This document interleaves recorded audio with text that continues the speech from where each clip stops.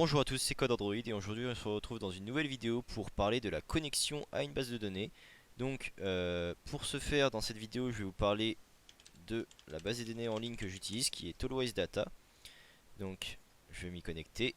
Hop, je vais juste cacher mes informations. Je m'y connecte très rapidement, ne bougez pas.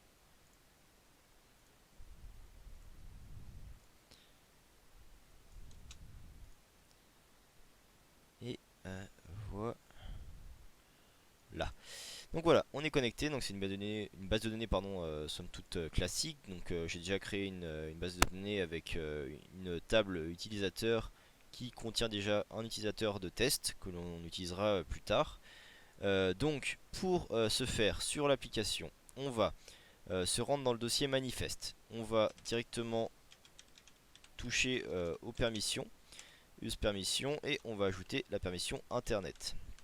Donc ça permet tout simplement à l'application de pouvoir naviguer sur le réseau, donc de pouvoir sortir sortir sur le réseau tout simplement. Donc ensuite on va aller en haut dans le dossier projet et on va ouvrir le dossier app et on va regarder le dossier librairie, donc qui pour l'instant est vide, mais nous on va prendre la librairie MySQL. Donc attendez, je suis en train de la copier-coller. Donc je la mettrai en lien dans la description.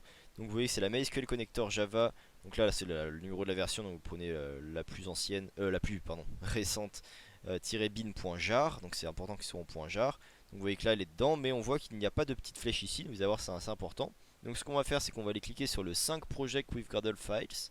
Donc on clique, ça va recharger tous les fichiers de l'application. Et on voit que la petite flèche est mise, c'est à dire que le la librairie pardon, est bien intégrée. Donc on peut retourner dans Android et on va pouvoir commencer notre travail. Donc là on voit qu'on avait notre main activity de mon ancienne vidéo. Donc on va pouvoir fermer ça. Ce qu'on va faire, donc on va cliquer sur Package, New, Activity, Empty Activity. Donc on va l'appeler Connexion. Voilà. On va également créer une classe qui s'appelle Fonction. Voilà. On voit que pour la connexion on a un layout, mais pour fonction du coup vu qu'on a créé une classe on n'a pas du tout de layout. Donc ce qu'on va faire assez rapidement, euh, on va tout simplement coder la fonction fonction justement. Donc pour ce faire, ce que l'on va faire, c'est qu'on va devoir créer des variables qui nous seront utiles par la suite. Donc string URL, donc cette variable là va contenir l'URL de connexion à notre base de données. Donc cette URL on va la retrouver, excusez-moi, hop, sur notre site. Donc lorsque l'on regarde en haut, là on voit mysql-findsomefriend.alwaysdata.net et on voit que ma BDD database c'est findsomefriend-bdd-test vidéo. Donc voilà, c'est ça qui va nous être utile. Donc vu qu'on utilise la librairie JDBC, on va mettre jdbc:/mysql:// Là, on va rentrer notre mysql-find. Hop, ça me fait attention de ne pas faire de faute ici. Always data, des fautes comme ça, alwaysdata.net.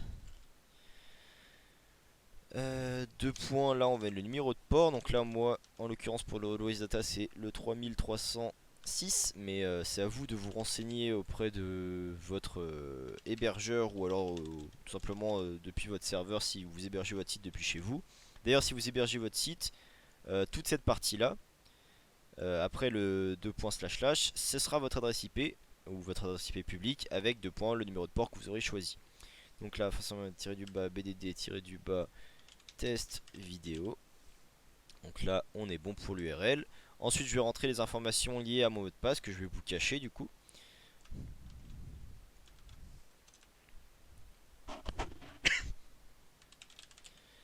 Donc là maintenant on va créer tout simplement la fonction qui va nous rendre le statement.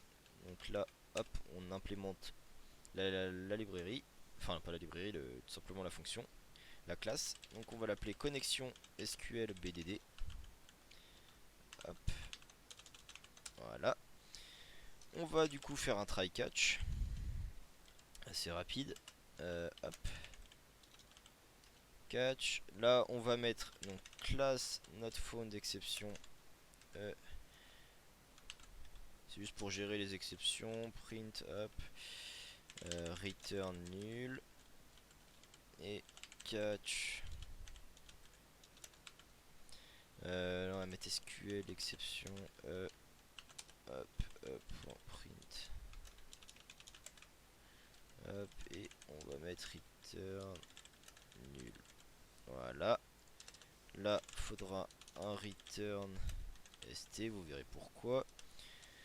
Donc là on va utiliser class.forName hop, com.mysql.jdbc.driver.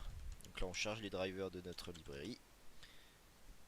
Connexion con égale driver manager.getConnection url virgule user virgule pass. Donc ça c'est les variables qu'on a renseignées plus haut pour nous permettre de nous connecter. Là on crée une variable statement st, donc dans lequel on va rentrer et initialiser la connexion.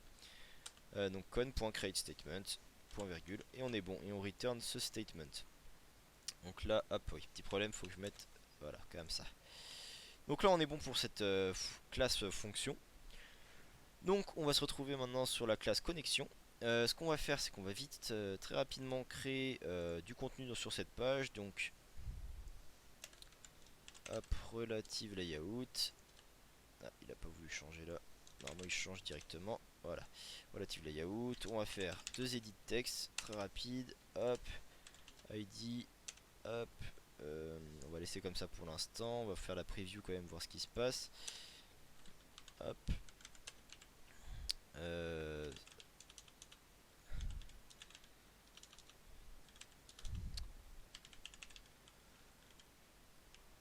me souviens plus comment c'est. C'est center. Ah oui, c'est ça, center horizontal true. Ok. Là, on va prendre ça. On va le mettre au top. Et du coup, on a une nouvelle ligne. On peut lui mettre 50 dp d'écart. Voilà, hop, là on est bon. Donc là, pour l'instant, on va pas s'occuper de la partie esthétique. On s'en fout un peu. Là, c'est vraiment apprendre à faire en sorte que ça fonctionne. Donc là, on va mettre 100 dp.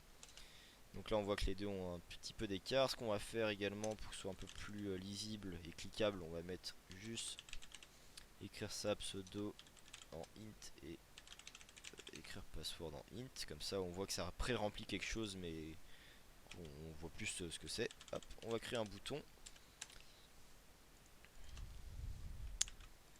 Hop, id btn slash du bas send. Hop, on va fermer ça. On va mettre center horizontal true, center vertical true et texte connexion. Voilà. Donc on est pas mal. On peut retourner là-dessus. On va initialiser du coup tout ça. Donc private static bt button btn-du-bas send private static edit text pseudo virgule passe. On va mettre hop, voilà. Du coup bt on va mettre d'abord les pseudos. Pseudo égale edit text find view by id r.id.pseudo, parfait. Pass égale edit text find by view r.id.pass, et le dernier btn app égale bouton find by view r.id.btn send. Hop, voilà. On va initialiser notre bouton pour qu'il soit cliquable. Donc send.set onClick listener new onClick listener. Voilà, on est bon. On va juste lui donner la fonction que l'on souhaite appeler connexion. Et voilà. Donc que l'on va créer du coup juste ici. Private, ce sera une statique. Ouais. Non, void. Qu'est-ce que je fais? Pardon. Private void connexion. Hop. Voilà. Donc on est bon pour ça. Voilà. Donc on va pouvoir commencer. On va faire un try catch. Sachant que on a déjà un try catch qui se gère un peu dans la partie connexion. On n'est pas obligé de faire autant de précision que tout à l'heure. Et on n'a pas besoin de return. Qu'est-ce que je suis en train de faire? Hop. Voilà. Donc là, ce qu'on va faire, c'est qu'on va appeler dans un premier temps la fonction, notre classe fonction, qu'on va appeler func. Donc on va mettre func, non, pardon, new fonction. Donc là on initialise. Voilà. Maintenant on va créer un statement pour récupérer ce que va nous renvoyer la, la méthode connexion BDD qu'on a créé tout à l'heure. Hop. Donc là il ne connaît pas parce que je ne l'ai pas importé. Elle est là maintenant. Voilà, donc là on a notre statement. Maintenant ce qu'on va faire, c'est que l'on va créer une requête SQL nous permettant de récupérer le mot de passe de l'utilisateur. Donc on va faire select pass from utilisateur where, avec un majuscule, where pseudo égale, on met les deux points, on met les deux trucs comme ça, hop, là on met pseudo point get point get text point toString, et on a fini pour la requête. Donc là on va la tester quand même. Donc on copie-colle tout ça. Hop. On va aller dans SQL. Excusez-moi. Donc tout ça, ça va être remplacé par le pseudo. Donc là on mettra du coup test pour voir. C'est notre utilisateur et on voit qu'on récupère bien son mot de passe. Pardon. Voilà. Donc notre requête SQL est fonctionnelle. Vérifiez toujours qu'elle le soit pour ne pas avoir de mauvaises surprises et chercher pendant des heures votre problème. Donc là on va créer un final result set. rs égale st, donc on récupère notre statement pour exécuter notre requête SQL, donc c'est la statement qu'on a récupéré juste ici, et on va lui donner du coup notre variable SQL qu'on a créé juste avant, créé et testé. Donc là on va faire un rs.next pour passer à la requête suivante, et on va tout simplement pouvoir faire notre premier test. Donc on va faire si rs.getString de 1, donc ce sera le premier indice que l'on aura récupéré, point equals, donc est égal à, du coup là on va prendre pass.getText.toString. Voilà, donc si notre mot de passe récupéré dans notre BDD est égal au mot de passe que la personne aura rentré, alors on pourra se connecter. Donc on va appeler une autre fonction, nextActivity, voilà, que l'on va créer du coup juste en dessous. Private void next activity, hop, hop, voilà. Donc là on va utiliser la fonction intent pour changer d'activité. New, excusez-moi, new intent, on va juste enlever ça, hop, point virgule. Là on va mettre la classe où on est, connexion.this, et on va mettre ensuite la classe où on veut aller, l'activité pardon où on veut aller, main class, main activité pardon, point classe. Le connexion.this ah oui pardon, je l'ai écrit en anglais. Hop hop, X, voilà, mieux, là il le reconnaît. Là on est bon, donc on va mettre start activity intent, donc ça c'est la variable qu'on vient de créer juste avant, et on va finish, donc ça permet de fermer cette activité de connexion, qu'on ne pourra pas retourner dessus autrement que par un autre bouton qui la rouvre. Donc je vais vérifier, ça me paraît correct pour l'instant. Juste petite chose qu'on va ajouter, c'est cette petite phrase donc, que je copie-colle, parce qu'elle est un peu pénible à écrire et bon, je la connais pas par cœur tout simplement. C'est tout simplement quelque chose qui va faire en sorte que la connexion marche sur tous les appareils, parce qu'elle va simplement sur certaines versions d'appareils Android, la connexion aura des problèmes et ne marchera pas. Donc grâce à ça vous pourrez, normalement ça marchera dans tous les cas, peu importe l'appareil que vous utiliserez, vous serez bon. Donc je vais vérifier vite fait, faire un tour de tout pour être sûr que tout est fonctionnel. Ok, bon, on devrait être bon. On va lancer tout simplement le test.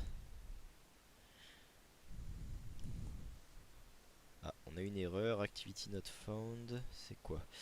Ah, je pense savoir. Ah, on a eu un problème là. On a eu un problème parce que tout à l'heure j'ai un peu changé. J'ai un peu fait des manipulations. Donc ce qu'on va ajouter. Hop, on va ajouter ça qui va nous faire en sorte de commencer sur la main, sur l'activity connexion. Hop hop hop, ça en est bon, connexion, activity, ok. Est-ce que là maintenant il veut bien lancer l'application? Ah, voilà. Donc là c'est notre ancienne application, ça se relance automatiquement. Ok, ce qui va me fermer, voilà, il me ferme ça. On va arriver du coup sur notre application, on va pouvoir mettre test pass, donc qui, je le rappelle, sont les identifiants de notre utilisateur qu'on a créé. Hop, on va tester. Et voilà, on a bien été redirigé sur la page Main Activity. Donc je vais vous montrer qui ressemble à ça. Bienvenue sur mon application. Donc c'est bien cette page là sur laquelle on a été redirigé. Donc tout est fonctionnel et si je refais un retour, normalement ça quitte l'application simplement parce que j'ai fermé l'application avant. Donc petit test très rapide pour vous montrer. Si je ne mettais pas le finish ici, on va relancer l'application. Hop, on va réécrire test, passe. Voilà, donc là j'arrive bien sur mon application, la connexion a été effectuée. Je retourne en arrière, voilà, mon truc est. Ma page de connexion n'a pas été fermée. Donc là par exemple si je me trompe par contre, si je mets passe avec un T, la connexion ne se fait pas. Donc bien sûr après c'est à nous de mettre des messages indiquant pourquoi la connexion ne se fait pas, si le mot de passe est incorrect, si le nom d'utilisateur est incorrect, ou si les deux sont incorrects pour ne pas donner d'indice à quelqu'un, pour éviter de se faire brute force, etc. Donc voilà, c'est tout pour cette première vidéo, cette deuxième vidéo pardon, sur Android Studio, donc avec la connexion à une BDD. J'espère qu'elle vous aura été utile et on se retrouve dans une prochaine vidéo pour parler de l'inscription à une BDD, enfin de faire une page d'inscription via une application mobile.